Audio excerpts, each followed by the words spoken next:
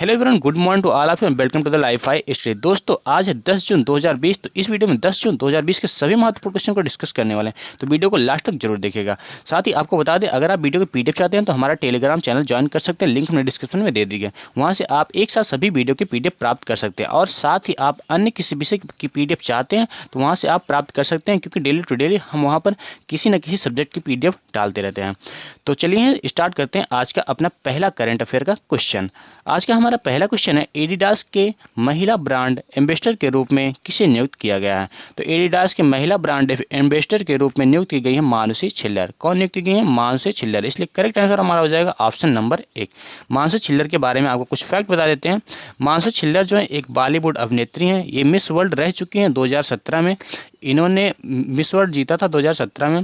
वहीं पर अगर हम बात करें वर्तमान समय में फिटनेस और स्पोर्ट बियर का ब्रांड एम्बेसडर एडिडास ने अपना नियुक्त किया है।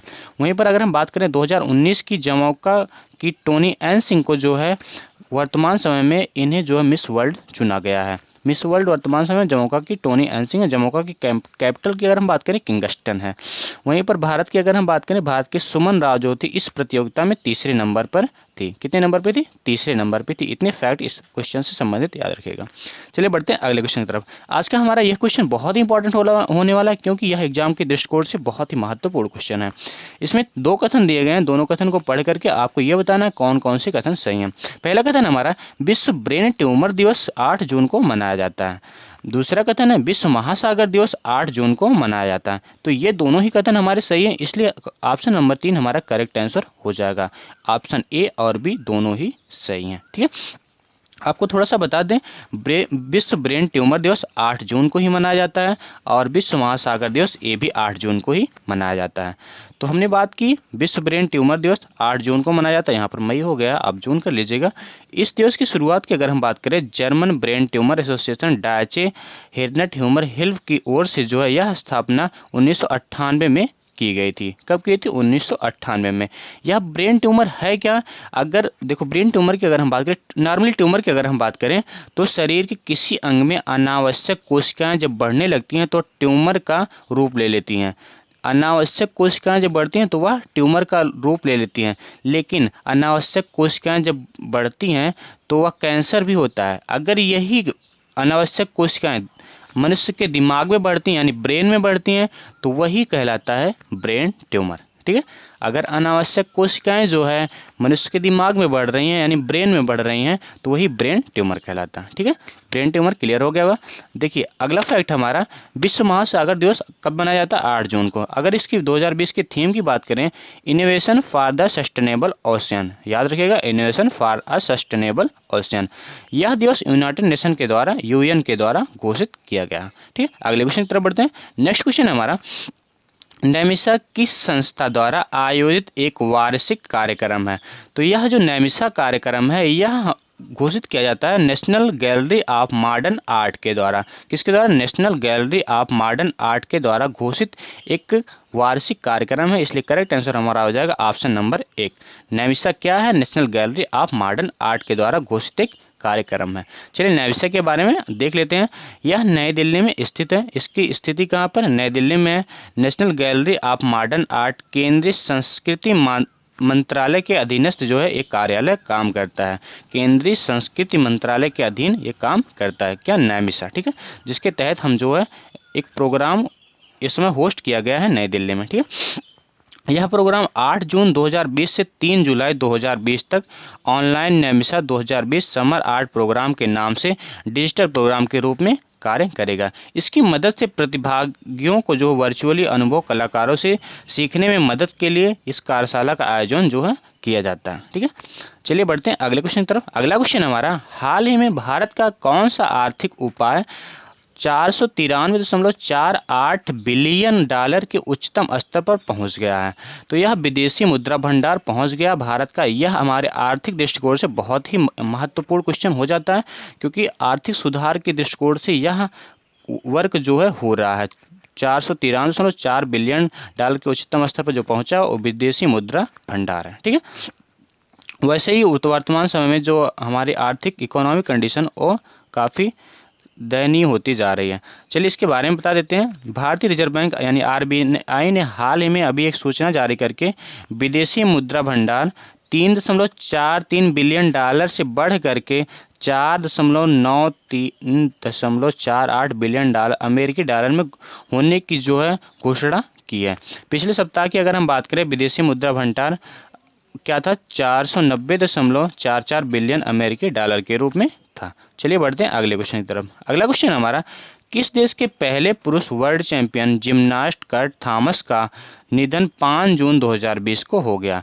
तो ये कहाँ के थे? ये थे अमेरिका के। कहाँ के थे? अमेरिका के थे। जो पहले पुरुष जिम्नास्ट कर्ट थॉमस का जो निधन हुआ है वो कहाँ के थे? अमेरिका के थे। याद रखिएगा, क्योंकि निधन से क्वेश्चन अक्सर पूछा जाता है। इनकी बात करें तो ये 64 साल के वर्तमान समय में हो गए थे। 24 मई को इनके दिमाग में आघात हुआ, जिसके बाद इनका निधन हो गया। उनकी नसें फट गई, दिमाग की निधन हो गया। इनके बारे में कुछ उपलब्धियों की बात करें, 1967 में थॉमस ने मॉन्ट्रियल ओलंपिक में भाग लिया था। उसके बाद 1978 में फ्रांस में स्टम्बर्ग में एक ओलंपिक में इन्होंने ये भी खेला था। 1976 में मॉन्ट्रियल ओलंपिक में भाग लेने के बाद 1978 में फ्रांस स्ट्रसबर्ग में खेली गई विश्व चैंपियनशिप में स्वर्ण पदक इन्होंने जीता था।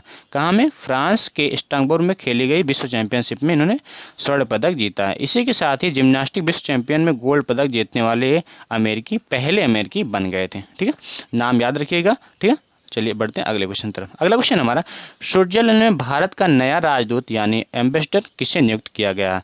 तो ये नियुक्त की गई हैं मोनिका कपिल मेहता को। किसको नियुक्त किया? मोनिका कपिल मेहता को नियुक्त किया गया। स्विट्जरलैंड में भारत के नए एम्बेसडर के रूप में मोनिका कपिल मेहता नियुक्त की गई हैं। चलिए इनके बारे में कुछ फैक्ट देख लें। मोनिका स्विट्जरलैंड में भारत के राजदूत के पद पर जो कार्यरत हैं। वहीं पर अगर हम बात करें, ये 1985 बैच की IFS अधिकारी के रूप में जो है तैनात की गए थे। स्विट्जरलैंड की राजधानी की बात करें, क्या बर्न है। प्रेसिडेंट की बात करें, सिमोनिटा सोमारुगा हैं। रोमानिया में भारत के नए राजदूत यानी एम्बेसडर के रूप में राहुल श्रीवास्तव को नियुक्त किया गया। ये अभी हाल ही का क्वेश्चन है, तो आप लोग याद रखिएगा। रोमानिया में भारत के नए एम्बेसडर के रूप में नियुक्त किए गए हैं राहुल श्रीवास्तव। ये 1999 बैच के IFS ऑफिसर थे। रोमानिया की राजधानी की बात करें, बुकारेस्ट है। रोमानिया की राजधानी की बात करें अगर, तो बुकारेस्ट है। अभी हाल ही में जो अभी नियुक्तियां हुई हैं उनके बारे में कुछ देख लेते हैं। ब्रिटेन के राजदूत गायत्री आय कुमार, फिनलैंड के राजदूत रवीश कुमार, कुवैत के राजदूत CB George, Pappu new Guinea के राजदूत जो नियुक्त किए हैं सुशील कुमार। ये चारों जो है अभी हाल ही में नियुक्तियां की गई हैं, तो आप लोग याद रखिएगा। ठीक है, चलिए बढ़ते हैं अगले क्वेश्चन की तरफ। अगला क्वेश्चन हमारा, केंद्र सरकार ने लड़कियों के विवाह और मातृत्व की आयु की समीक्षा के लिए किसकी अध्यक्षता में टास्क फोर्स बनाया है? तो ये जो टास्क फोर्स बनाया गया जया जेटली की अध्यक्षता में बनाया गया है। इसकी मदद से लड़कियों की जो विवाह की और मातृत्व की जो एज है उसके बारे में कुछ ना कुछ फैक्ट्स दिए जाएंगे। तो इनके बारे में बता देते हैं। ऐसा जो केंद्र सरकार ने मातृत्व मृत्यु दर यानी MMR मैटरनल मैटेरियल रेट को कम करने के उद्देश्य से यह कार्य किया गया है। ठीक है, पूर्व समता पार्टी अध्यक्ष जया जेटली की अध्यक्षता में गठित 10 सदस्यीय टीम टास्क फोर्स विवाह और मातृत्व की आयु से जुड़े सभी पहलुओं पर गौर करेगी। टास्क फोर्स 31 जुलाई तक अपनी रिपोर्ट देगी। कब तक? 31 जुलाई तक अपनी रिपोर्ट वो दे देगी। 1929 में शारदा एक्ट में संशोधन कर 1978 में 15 साल से बढ़ाकर जो विवाह की एज लड़कियों की गई थी 18 साल कर दी गई थी। ठीक है, चलिए कुछ और फैक्ट देख लेते हैं। ये जो घोषणा की गई यानी इस पर विचार कब से शुरू हो गया? तो फरवरी 2020 में दिए गए अपने बजट में निर्मला सीतारमण ने जो है उसमें कहा था 1978 में हुए बदलाव के बाद भारत में काफ़ी बदलाव हुआ है, जिसकी वजह से महिलाओं की जो विवाह की एज और उसके मातृत्व की दर है उसमें भी बदलाव करने की कुछ समीक्षा की है। चलिए अगले क्वेश्चन की तरफ बढ़ते हैं। अगला क्वेश्चन हमारा, पर्यावरण प्रदर्शन सूचकांक इन्वायरमेंट परफॉर्मेंस इंडेक्स EPI 2020 में भारत की रैंकिंग क्या है? यानी EPI में भारत की रैंकिंग की बात करें तो 168 है। भारत की रैंकिंग 168वें नंबर पर है पर्यावरण प्रदर्शन सूचकांक में। और अन्य देशों की अभी हम बात करेंगे, पहले दूसरे नंबर पर कौन है। 180 देश में जो है भारत कितने नंबर पे? 168वें नंबर पे है। इन्वायरमेंट परफॉर्मेंस इंडेक्स में को अमेरिका की एक येल यूनिवर्सिटी की टीम है Columbia University of World Economic Forum के साथ मिल करके हर 2 साल के बाद यह जारी की जाती है। 2018 में भारत की रैंकिंग 177 थी, अब कितनी हो गई है? 168। ठीक है, टॉप कंट्री की बात करें, पहले नंबर पर डेनमार्क, दूसरे नंबर पर लग्जमबर्ग, तीसरे नंबर स्विट्जरलैंड, चौथे नंबर पर यूनाइटेड किंगडम और पांचवें नंबर पर फ्रांस। ये आप लोग अगर सीरियल हो सके तो याद कर लीजिएगा, पहले पे है डेनमार्क और पांचवें पे है फ्रांस। यहाँ तक तो याद ही हो जाना चाहिए था। और भारत का जो स्थान है वर्तमान समय में 168, 2018 में स्थान था 177। ठीक है, इतने फैक्ट्स याद रखिएगा। चलिए अगले क्वेश्चन की तरफ बढ़ते हैं। अगला क्वेश्चन हमारा, न्यूजीलैंड की प्रधानमंत्री का नाम बताया जिन्होंने देश में कोरोना वायरस के खत्म होने का ऐलान कर दिया है। तो न्यूजीलैंड के वर्तमान समय जो प्रधानमंत्री हैं वो है जसिंडा आर्डेन। कौन है? जसिंडा आर्डेन है। ठीक है, इन्होंने जो है कोरोना वायरस के पूरी तरीके से खत्म होने की घोषणा कर दी है। चलिए इनके बारे में देख लेते हैं। 9 जून को यहाँ लॉकडाउन खोल दिया गया। 8 जून को आखिरी मरीज भी ठीक हो गया था। इसके बाद प्रधानमंत्री जसिंडा आर्डेन ने कोरोना को खात्मे का ऐलान कर दिया। यहाँ लॉकडाउन की सख्ती से पालन किया गया था, जिसके तहत जो है आप वहाँ पर देख सकते हैं कि 9 जून को पूरी तरीके से जो है लॉकडाउन खोल दिया गया, क्योंकि वहाँ पर कोरोना वायरस पूरी तरीके से ख़त्म हो गया है। यहाँ पर अगर हम बात करें, बड़े पैमाने पर टेस्टिंग हुई, जिससे तहत कोरोना पॉजिटिव जितने भी लोग हैं उनका सफलतापूर्वक इलाज हुआ। यह एक ऐसा देश बना है जो कोरोना फ्री हो गया, यानी वर्तमान समय में अगर हम बात करें कोरोना फ्री सबसे पहला देश बना है। कौन सा बने हैं? तो न्यूजीलैंड ही है। न्यूजीलैंड की अगर राजधानी की हम बात करें तो वेलिंगटन है। न्यूजीलैंड की कैपिटल क्या है? वेलिंगटन। आप लोग याद रखिएगा।